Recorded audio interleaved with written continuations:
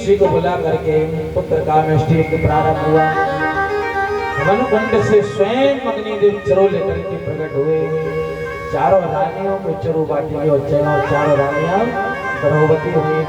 नौमी तिथि मधु मास पुनीता, नौमी तिथि मास पुनीता, शुक्ल पक्ष अवधूत हरिप्रिया, शुक्ल पक्ष अवधूत हरिप्रिया, मध्य दिवस अति शीत नघामा, मध्य दिवस अति शीत नघामा, पावन काल लोक विश्राम, पावन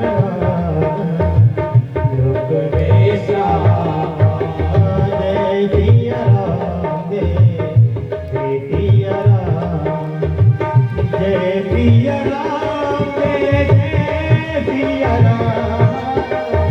जय सिया राम, जय सिया राम, जय सिया राम, जय सिया राम, जय सिया राम।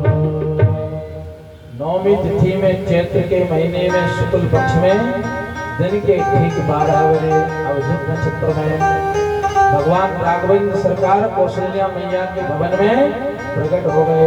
बोलिए राघवेंद्र सरकार की जय। कैसे आए प्रभु?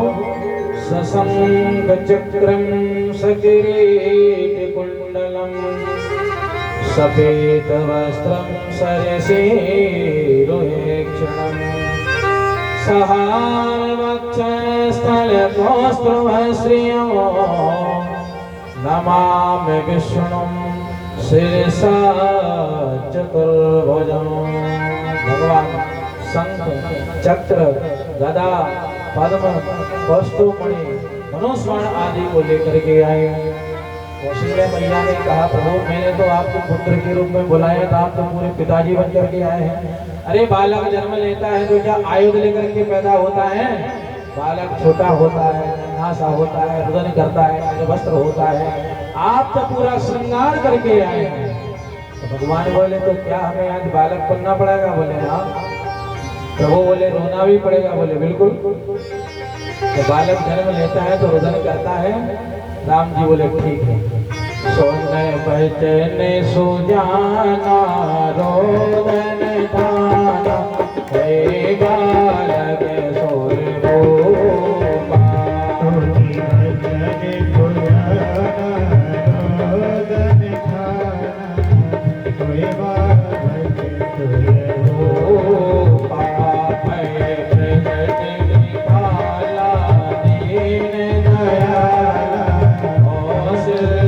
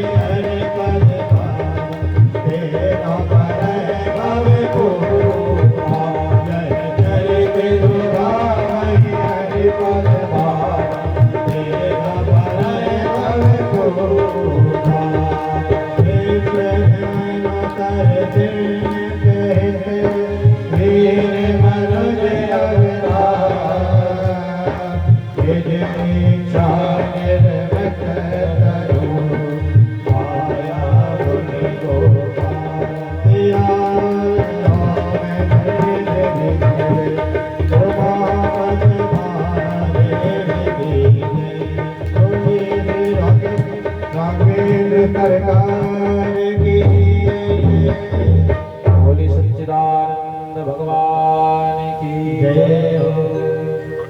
माता पुण्य मोली सो मत डोली तज होता यह रूपा। कौशल्या मैया ने जो राम जी से कहा तो राम जी ने तुरंत फट से मैया की बात मानी, पूरे रूप को अदृश्य कर दिया जो लेकर के आए थे और रोने लगे। और जैसे गला फाड़ करके राम जी कौशल्या मैया के भवन में रोए तो समस्त दास दासियां जा गई। तो रानी के महल में बालक का जन्म हुआ है। सभी लोग दौड़ी भागी कौशल्या मैया को बधाई देने आने लगे। समस्त अवधपुरवासी कौशल्या मैया को बधाई दे रहे हैं, नाच रहे हैं, गा रहे हैं। भगवान अकेले नहीं आए, चक्रव्यूह में आए। राम, लक्ष्मण, भरत, शत्रुघ्न। वशिष्ठ जी ने आकर के बालकों का नामकरण संस्कार किया। आइए हम लोग भी बधाई का आनंद लेंगे और आगे बढ़ेंगे। प्रगटे चारों मैया अवध में बाजे बधैया। चारों भैया अवध में बाजे बधैया। प्रगटे चारों भैया अवध में बाजे बधैया। बाजे बधैया, बाजे बधैया, बाजे बधैया, बाजे बधैया। प्रगटे प्रगटे चारों भैया अवध में बाजे बधैया। प्रगटे चारों भैया अवध में बाजे बधैया।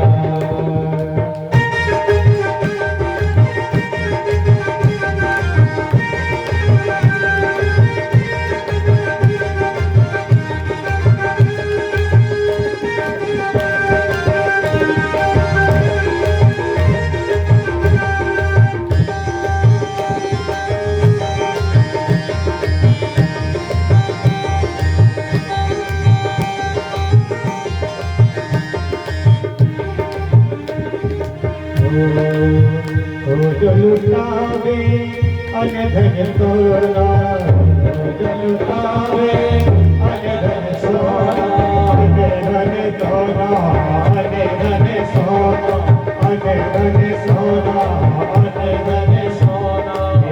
जो लुटावे अनधन सोना, जो लुटावे अनधन सोना।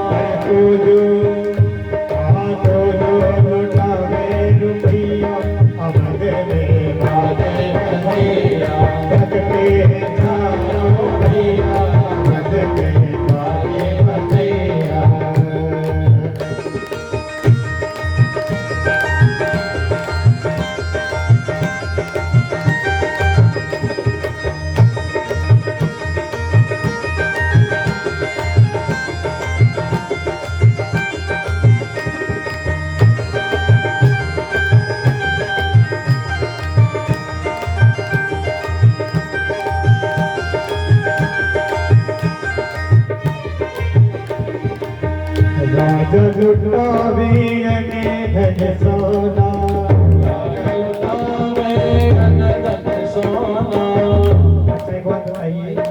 राघवेंद्र सरकार का जन्मोत्सव हुआ है।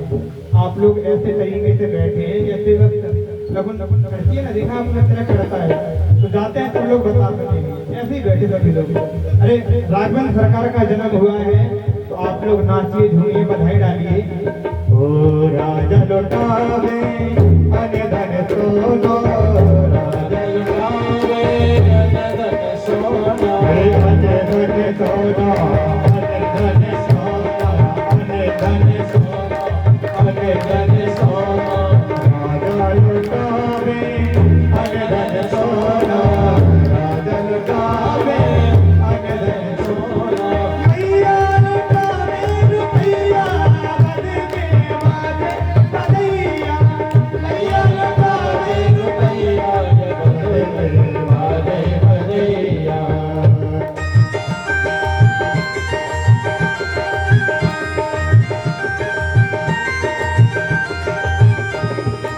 जय हो।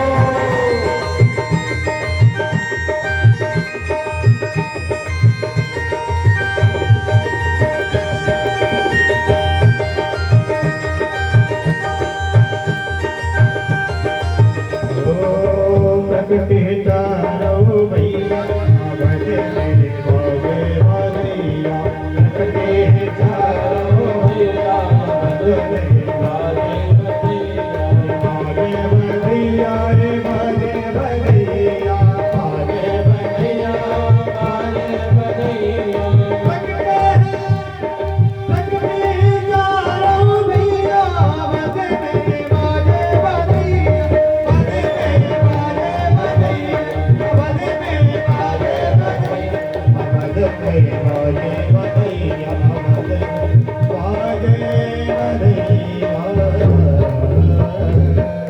बोलिए राम जी सरकार की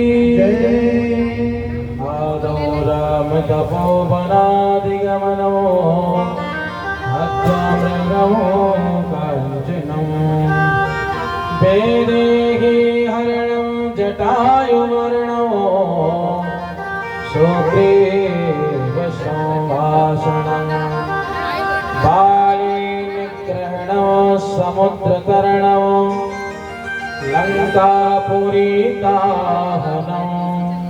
पश्चाद्रावणकुम्भकर्णहननम् एतद्रामायणम्।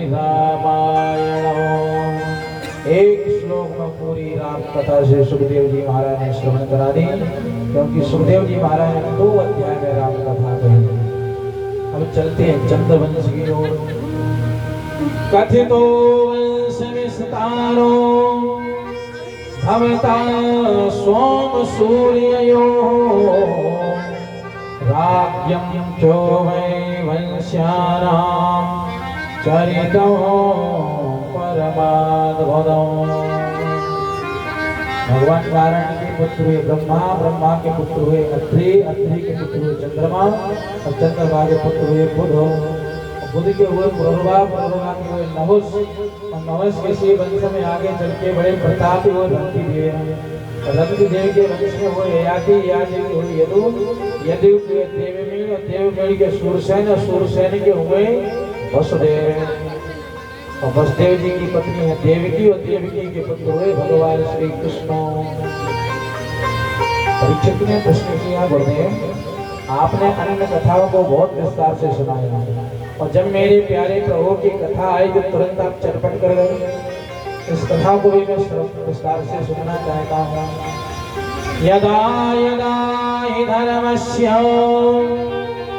ग्लानिर्भवति भारत अभ्युत्थानमधर्मस्य तदात्मानं सृजाम्यहम्। परित्राणाय साधूनां विनाशाय च दुष्कृतां धर्म संस्थापनार्थाय संभवामि युगे युगे। सुखदेव जी कहते हैं, राजा पृथ्वी पर जब असुरों का बोलबाला बहुत ज्यादा बढ़ जाता है, अत्याचार भ्रष्टाचार तो चारों तरफ छा गया, तो माँ भूदेवी आज दुखी हुई और गौ माता का रूप लेकर के देवताओं के पास पहुंचे और देवताओं से कहा यदि इसी तरह से पापाचार पृथ्वी पर चलता रहा तो मैं रसातल को चली जाऊंगी। सभी देवता ब्रह्मा जी के पास पहुंचे और ब्रह्मा जी भगवान के पास पहुंचे। वसुदेव गृहे साक्षात् भगवान पुरुषः परः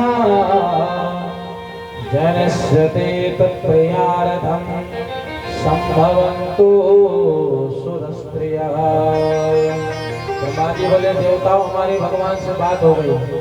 भगवान ने कहा कि मथुरा मंडल में वसुदेव नाम के राजा होंगे और उनके यहाँ प्रकट होंगे, अकेले नहीं आएंगे। जनस्य ते तत्प्रियार्थं, हम अपनी प्रियायु के साथ में पधारेंगे, वो बरसाने में आएंगे और हम मथुरा में आएंगे। तो देवता बोले जब प्रभु हमारे मथुरा में प्रकट होंगे तो हमारा भी तो कोई फर्ज बनता है ना। ब्रह्मा जी बोले चलिए प्रभु पधारे, उनका स्वागत करेंगे। अब तो वेद रूप में देवताओं का प्रादुर्भाव होने लगा। मथुरा के राजा है उग्रसेन। उग्रसेन महाराज के पास कोई संतान नहीं थी कि इन्होंने पुत्र कामेष्टि यज्ञ किया, रानी गर्भवती हुई। एक दिन रानी अपनी सखियों के साथ वन विहार करने के लिए गई। दुर्मिल नाम के राक्षस की छाया पड़ गई, पुत्र हुआ कंस। ब्राह्मणों ने जन्म पत्री देकर के उग्रसेन महाराज को फलश्रुति सुनाई कि आपका जो बेटा होगा वो आपके ही वंश को डुबोने वाला होगा। उग्रसेन जी इतने भयभीत हुए कि पुत्र को लता पत्र आदि में बांध करके जल में प्रवाहित कर दिया। वसुदेव जी के पिता सूरसेन यमुना में भजन कर रहे थे, जो मंजूषा सामने से निकला तो उन्होंने उठा करके अपने हाथ में ले लिया, अपने घर लेकर के आ गए। मेरे घर में एक बेटा था, प्रभु ने एक और दे दिया, दो हो गए। अब तो सूरसेन के घर में कंस पलने लगा।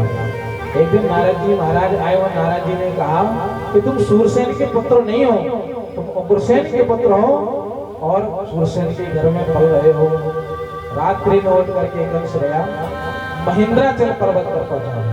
वहां जाकर के घोर तप किया। परशुराम भगवान प्रसन्न हुए और उन्होंने एक धनुष कंस को दिया और कंस से कहा कि जो इस धनुष को तोड़ देगा वो तुझे कभी नहीं छोड़ेगा। कंस उसी धनुष को लेकर के मथुरा के ऊपर चढ़ाई किया। अघासुर, बकासुर, भीमासुर, अरिष्टासुर, केसी, धेनुकासुर, बड़े बड़े असुरों को साथ में लेकर के मथुरा के ऊपर चढ़ाई कर दिया। उग्रसेन महाराज यज्ञ कर रहे थे, यज्ञ को विध्वंस कर दिया। उग्रसेन जी ने समझाया बेटा इस तरह से भगवान का अनादर नहीं करते, ब्राह्मणों का अपमान नहीं किया जाता। पिताजी ने जो फटकार लगाई सो पिताजी को उठा करके कारागृह में बंद कर दिया। इतना अभिमान महाराज कंस को छा गया। यज्ञ करना है तो कंस महायज्ञ करो, मंत्र बोलना है तो कंसाय स्वाहा ऐसा मंत्र बोलो। एक दिन कंस ने देखा कि चाचा की पुत्री है देवकी, महाराज देवकी की पुत्री थी, बहन सियानी हो गई है देवकी, क्यों ना हम इसका विवाह कर दें। तो वसुदेव जी के साथ में कंस ने देवकी जी का विवाह तय किया। खूब धूमधाम से दान दहेज देकर के विवाह संपन्न किया। और विवाह की बेला में इतना भावुक हो गया कि मैं स्वयं आकर के बहन जी को विदाई दूंगा। पते प्रग्रहणं कंसमाभास्य शरीरवाद अस्या त्वाष्टमो गर्भो हन्ताया भगसे बुधा। कंस देवकी को रथ हाथ करके विदाई दे रहा था तो उसी समय आकाशवाणी वाले कंस देवकी का अष्टम लाल तेरा बाल होगा। कंस ने देवकी के केस पकड़े और रथ से नीचे उतार लिया। खड़ग उठा करके मारने के लिए जैसे उद्यत हुआ, वसुदेव जी ने कंस का हाथ पकड़ लिया। श्लाघनीय गुण सूर्य भवान भोजे संस्कारः कथम भगने हन्याद स्त्री मुदबाह परवणे। वसुदेव जी बोले आप जैसा यशस्वी हो, पराक्रमी हो, बलशाली, इस तरह से अबला के ऊपर हाथ उठा शोभा नहीं देता। और देवकी तो आपकी बहन है, जिस बहन का आपने विवाह किया है, भला आप विवाह की बेला में उसके ऊपर हाथ उठा रहे हैं, ये उचित नहीं है। जिस कन्या का हम कन्यादान करते हैं उसको कभी इस तरह से खड़गे के द्वारा प्रताड़ित नहीं करना चाहिए। और जिस बिटिया का विवाह होता है वो लक्ष्मी के स्वरूप होती है। भला आपने उसका कन्यादान किया और आप अपने हाथ से उसको मारने के लिए जा रहे हैं। कंस बोला, वसुदेव जी आपने सुना है ना, अभी आकाशवाणी हुई कि देवकी का अष्टमलाल मेरा काल होगा। यदि मैं देवकी को छोड़ दूंगा तो मेरी नासमझी नहीं तो और क्या है। वसुदेव जी समझाने लगे, मृत्युर्जन्मता वीरा देहे निसहजायते अग्निवाद शांतेवा मृत्युर्वा प्राणिनां ध्रुवा। जिस प्राणी का जन्म हुआ उसका मरना सुनिश्चित है, ध्रुव सत्य है। और जब जीवात्मा जन्म लेता है ना तो मौत भी उसी के साथ जन्म ले लेती है। मृत्यु प्रत्येक प्राणी की सगी बहन है। हंस ने कहा, वसुदेव जी ये वेदांत का भाषण किसी और को सुनाना है, मैं आपका प्रवचन सुनना नहीं चाहता। मेरे काल को जन्म देगी देवकी और काल को जन्म देने वाली देवकी को मैं नहीं छोड़ सकता। वसुदेव जी बोले, राजा आपको देवकी की संतानों से भय है, देवकी से तो कोई भय नहीं है। जितनी संतानें होंगी देवकी की मैं सब आपको सौंप दूंगा, देवकी को छोड़ दो। कंस बोला, मेरी भी प्रतिज्ञा है कि जब तक देवकी को आज संतानें नहीं हो जाएंगी तब तक आपको कारागृह में बंद रहना पड़ेगा। हाथों में हथकड़ियां, पैरों में बेड़ियां पहननी पड़ेंगी, स्वीकार है? वसुदेव जी बोले, हाँ। कंस ने देवकी और वसुदेव के हाथों में हथकड़ियां लगा ली, पैरों में बेड़ियां पहना करके कारागृह में बंद कर दिया। वसुदेव जी के यहाँ प्रथम पुत्र हुआ तो वसुदेव जी ने सैनिकों को आदेश दिया, भैया हमारे यहाँ प्रथम पुत्र हुआ है, अपने महाराज को जाकर के सौंप दो। कीर्तिमंतम प्रथमजम कंसानकदुंधनिः अर्पयामास दक्षिणा सोदतादिते ब्रह्मबला। सैनिक उस पुत्र को लेकर के कंस के सामने पहुंचे। कंस ने जैसे ही हाथ में लिया, विचार किया कि तो प्रथम संतान है देवकी की, तो हमें इसे क्या लेना देना, मेरा शत्रु तो अष्टम लाल है, पुत्र को लौटा दिया। इतने में नारद जी महाराज कमल का फूल लेकर के पहुंच गए कंस के सामने। चुनाव चिन्ह आजकल पूरे भारत में यही चल रहा है। नारद जी महाराज बोले, इस कमल की पंखुड़ी को गिनिए राजन। नारद जी महाराज ने गिन करके दिखाया, 1 2 3 4 5 6 7 8। बोले अब इधर से गिनिए, 1 2 3 4 5 6 7 8। पहली भी 8वीं हो सकती है, 8वीं भी पहली हो सकती है, कोई भी 8वीं हो सकती है। समझ गया गुरुदेव। मुझे उस संतान को छोड़नी नहीं थी, बुला करके उस संतान को भी देवकी की प्रथम जो संतान थी कंस ने उसको भी मार दिया। इस तरह से देवकी माता की 6 संतानों को कंस ने लगातार समाप्त कर दिया। और 7वां बालक जब गर्भ में आया तो भगवान ने योग माया को आदेश दिया कि संतान को लेकर के, इस गर्भ को लेकर के रोहिणी मां के गर्भ में प्रविष्ट कर दीजिए। योग माया ने वही किया। योग माया ने संतम गर्भ को लेकर के रोहिणी जी के गर्भ में प्रविष्ट कर दिया। अष्टम में हमारे प्रभु पधार रहे हैं। सभी देवता आकाश मंडल में खड़े होकर के भगवान का स्वागत कर रहे हैं। आइए हम लोग भी स्वागत करते हैं। स्वागतम कृष्णा शरणागतम कृष्णा शरणागतम कृष्णा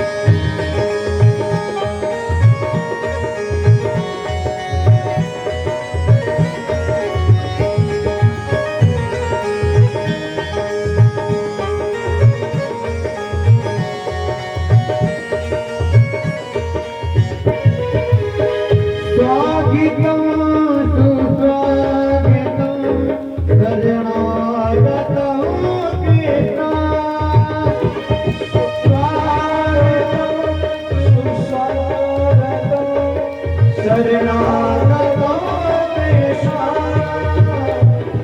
स्वागतों कृष्ण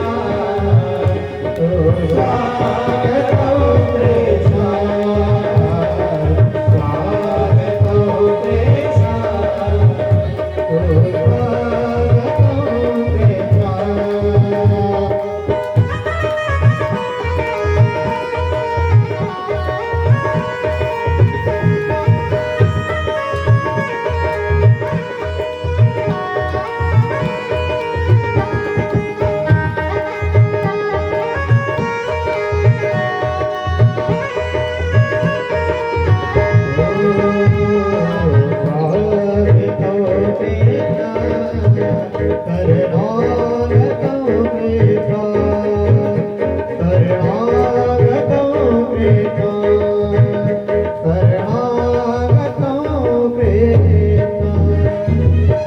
सत्यव्रतं सत्यपरमो सत्यं सत्यास्य योगो निहितो च सत्ये सत्यस्य सत्यामृतसत्रनेत्रम् सत्यात्मकान्तं शरणं प्रपन्नाः।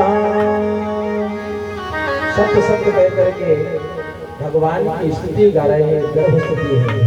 देवता लोग सत्य सत्य कह करके क्यों पुकार रहे हैं? देवता भगवान को याद दिला रहे हैं कि प्रभु आप सत्य संकल्प हैं और आप अपने संकल्प को भूलना मत। आपने भूदेवी को वचन दिया है कि आपके कष्ट की निवृत्ति हम करेंगे। और प्रभु आपने महाभारत के युद्ध में प्रण किया था कि कोई अस्त्र नहीं उठाएंगे, तो आपने अस्त्र धारण कर लिया। इसलिए प्रभु आप अपनी प्रतिज्ञा को संकल्प को भूल भी जाते हैं, इसलिए आप सत्य संकल्प हैं, भूल मत जाना। तो आप कहाँ पधार रहे हैं? माँ शब्द में बड़ा महत्व होता है, माँ। और किसके यहाँ आ रहे हैं? मामा जी के यहाँ। दो माँ है। कहीं आपने मामा जी के ऊपर कृपा कर दी, मामा तो हम सब देवताओं का कल्याण ही कर देंगे। इसलिए आप अपने संकल्प को मत भूल जाना। इतने में देवऋषि नारद कंस के पास आए। कंस ने कहा, गुरुदेव मुझे बताइए ना, जन्म लेकर के जब वो भागने लगेगा, अष्टम आने वाला है, तो मैं उसे पहचानूंगा कैसे? नारद जी ने कहा, राजन काला काला होगा, मुरली वाला होगा, घुंघराले बाल वाला होगा। अब कंस यदि भोजन करने के लिए बैठे, दाल में यदि जीरा पड़ा है तो दाल को भी उठा करके फेंक देंगे। अपनी परछाई को देखने को घूम करके खड़ा हो जाएगा। प्रत्येक काली वस्तु से परहेज करने लगा। अष्टम आने वाला है। महाराज कंस ने कारागृह के चारों तरफ सेना लगा दी, 20,000 सेना लगा दी। किसी भी प्रकार से कोई असावधानी न होने पावे, भागने न पावे। 20,000 सैनिक लगे हुए हैं।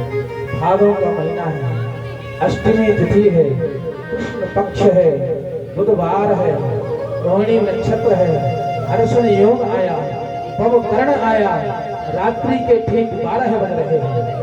योग माया ने ब्रह्मा जी से कहा कि ब्रह्मा जी, ब्रजमंडल 84 कोष की कमान आप मुझे मेरे हाथ में दीजिए। योग माया ने 84 मंडल कोष की कमान अपने हाथ में ले ली। सभी मथुरावासी खर्राटे बजा करके सो रहे हैं। कारागृह में प्रकाश हो रहा है। कमल नयन भगवान नारायण चतुर्भुज रूप बालक का लेकर के वसुदेव और देवकी के सामने प्रकट हो गए।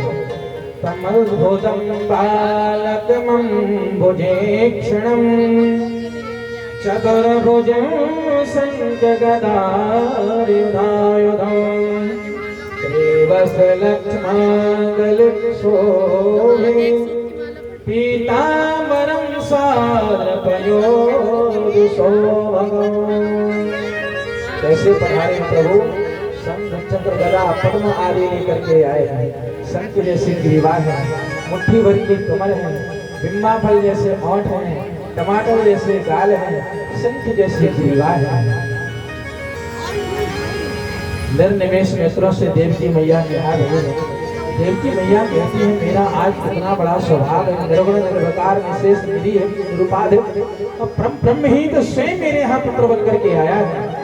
देवकी मैया ने कहा, प्रभु मैंने तो आपको पुत्र के रूप में बुलाया था और आप तो पूरे आयुध और श्रृंगार करके आए हुए हैं।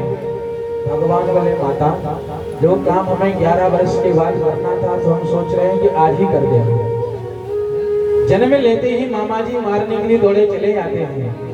यदि आप सोचो कि इस समय मैं आपकी कंस से रक्षा करूं तो इस समय आपको मेरी कंस से रक्षा करनी होगी। जबकि माता ने कहा हम आपकी रक्षा कैसे कर सकते हैं, हमारे हाथों में हथकड़ियां लगी हैं, पैरों में बेड़ियां लगी हैं। भगवान बोले इस समय गोकुल में नंद रानी के यहाँ एक लाली ने जन्म लिया है और आप मुझे गोकुल छोड़ दो और कन्या को लेकर के कंस को सौंप दो। वसुदेव जी ने जैसे गोविंद से हाथ लगाया तो हाथों की हथकड़ियां खुल गई, पैरों की बेड़ियां खुल गई और वसुदेव जी ने लाला को लेकर के डलिया में लगा लिया। सभी मथुरावासी खर्राटे बजा करके सो रहे हैं। रात्रि के 12 बज रहे हैं। जैसे वसुदेव जी महाराज कन्हैया को लेकर के कारागृह से बाहर जाने लगे, एक एक ताला खुलता चला गया। सभी लोग खर्राटे बजा करके सो रहे हैं। रात्रि के 12 बज रहे हैं। एक एक दरवाजा खुलता चला जा रहा है। वसुदेव जी महाराज जैसे कारागृह से बाहर आए, बारिश हो रही है, शीतल मंद सुगंध समीर चल रही है, आकाश में बिजली चमक रही है, बादल गरज रहे हैं, यमुना में बाढ़ आ गई। कई झिंगुर बोल रहे हैं, कई सांप बोल रहे हैं, कई मेढक बोल रहे हैं। यमुना को पार करके वसुदेव जी महाराज गोकुल में पहुंचे। वहां भी एक दरवाजा खुलता हुआ चला गया। रुकिए अभी, रुकिए।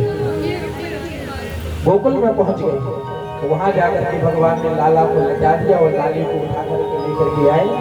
जैसे वसुदेव जी मथुरा में आए, कारागृह में प्रवेश किए, एक एक ताला लगता हुआ चला गया और जैसे अपने स्थान पर खड़े हुए देवकी मैया के समीप में जाकर के हाथों में हथकड़ियां लगी, पैरों में बेड़ियां लग गई। योग माया गला फाड़ करके रोने लगी।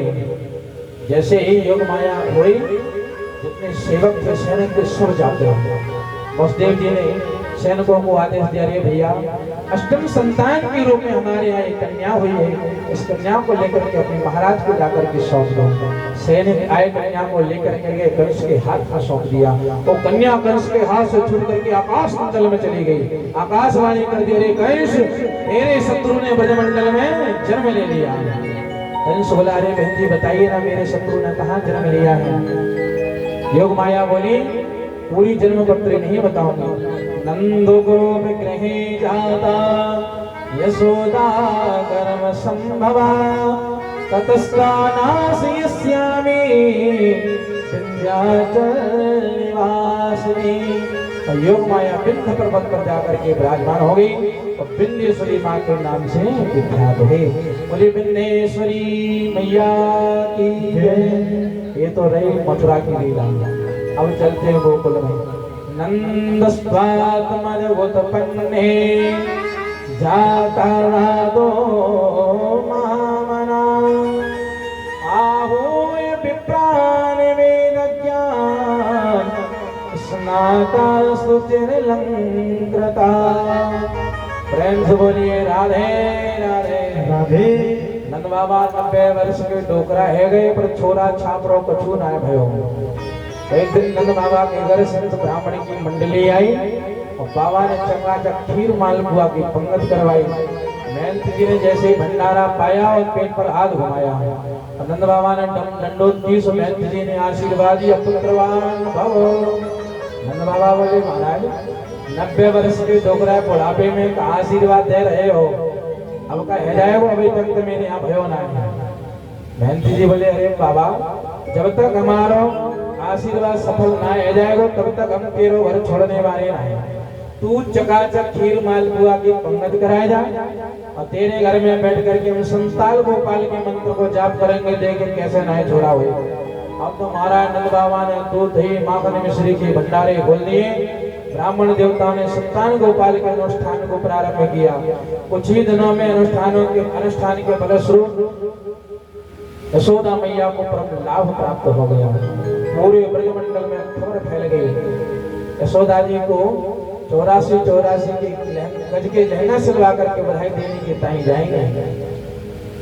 नंद बाबा 2 महीना पहले अपनी बहन सुनंदा को बुला करके, अरे सुनंदा तू बुरा बनने वाली है, सुनंदा जी ने आकर के घर में तेरा जमा लिया, दौड़ भाग करके भाभी की सेवा करने लगी। रात्रि में कब आया कौन आया पता ही नहीं चला। जैसे सुबह उठ करके सुनंदा जी ने देखा कि महल के दरवाजे कैसे खुले पड़े हैं, झरोके से झांक करके देखा है कि नन्हा सा बालक बगल में किलकारियां कर रहा है। जैसे सुनंदा जी ने महल में प्रवेश किया, बालक की आवा प्रभा शोभा को देख करके आनंद का ठिकाना नहीं रहा।